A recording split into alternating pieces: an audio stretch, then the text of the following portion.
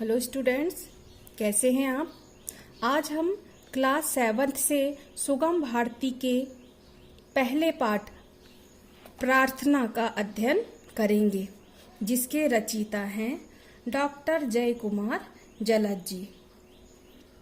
आइए हम कविता का हाव भाव और लय के साथ वाचन करें और कविता के निहित भाव को समझने का प्रयास करें।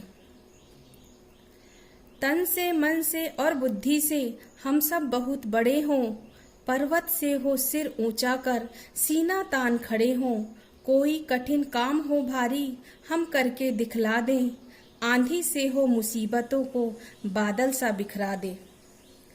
प्रस्तुत पंक्ति में कवि ने हमें चेताया है कि हम अपनी बुद्धि और बल का प्रयोग करके जीवन में उत्पन्न मुसीबतों का मुकाबला करें। आइए इसकी व्याख्या करें। तन से, मन से और बुद्धि से हम सब बहुत बड़े हों, पर्वत से हो सिर ऊंचा कर सीना तान खड़े हों।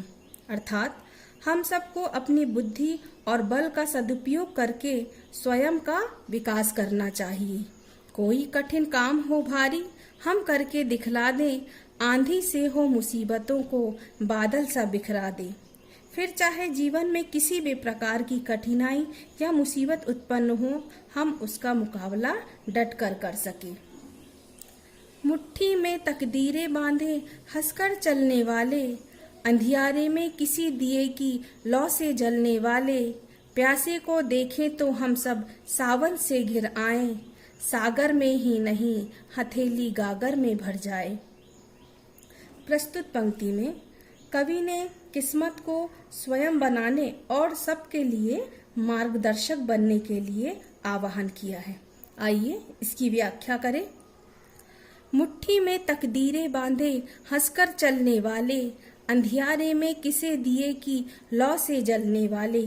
अर्थात हमें अपना भाग्य खुद बनाना चाहिए और स्वयं को इतना मजबूत बना लेना चाहिए कि कमजोर हमारा सहारा ले सके।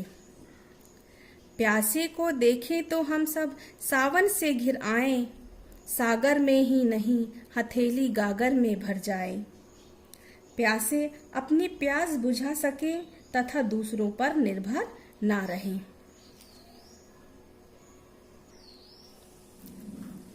थके हुए के लिए हवा की तरह सदैव बहे हम, धरती से हो अपने सुख दुख को चुपचाप सहे हम।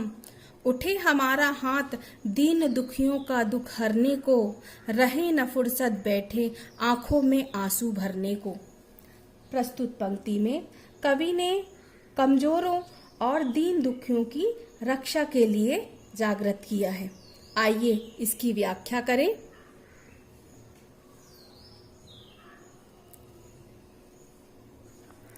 थके हुए के लिए हवा की तरह सदैव बहे हम, धरती से हो अपने सुख दुख को चुपचाप सहे हम।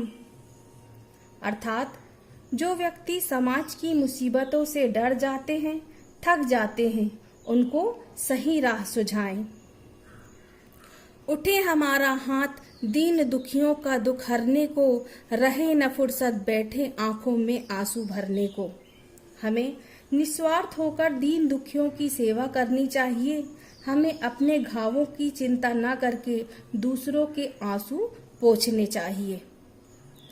माँ इन नन्हे हाथों को बस यह प्रसाद दो अपना, यह उस तक भी पहुँचे जिसको सब कहते हो सपना। प्रस्तुत पंक्ति में बच्चे माँ से आशीर्वाद मांग रहे हैं। आइए इसकी व्याख्या करें। माँ इन नन्हे हाथों को बस यह प्रसाद दो अपना, यह उस तक भी पहुँचे जिसको सब कहते हैं सपना।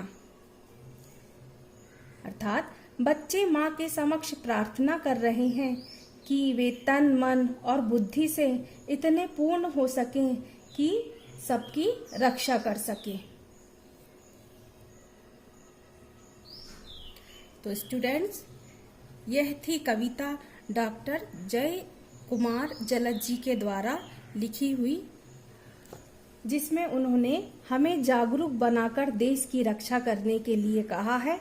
हम अपनी शक्ति और बुद्धि का सदुपयोग करें ताकि जीवन में आने वाली प्रत्येक मुसीबतों का सामना कर सकें और दूसरों पर निर्भर ना होकर मेहनत और बल से स्वयं का विकास कर सके। तो स्टूडेंट्स, आज का आपका होमवर्क है, कविता का हाव भाव और लय के साथ वाचन करें और कविता को सुंदर अक्षरों में अपनी फेयर कॉपी में लिखें। धन्यवाद।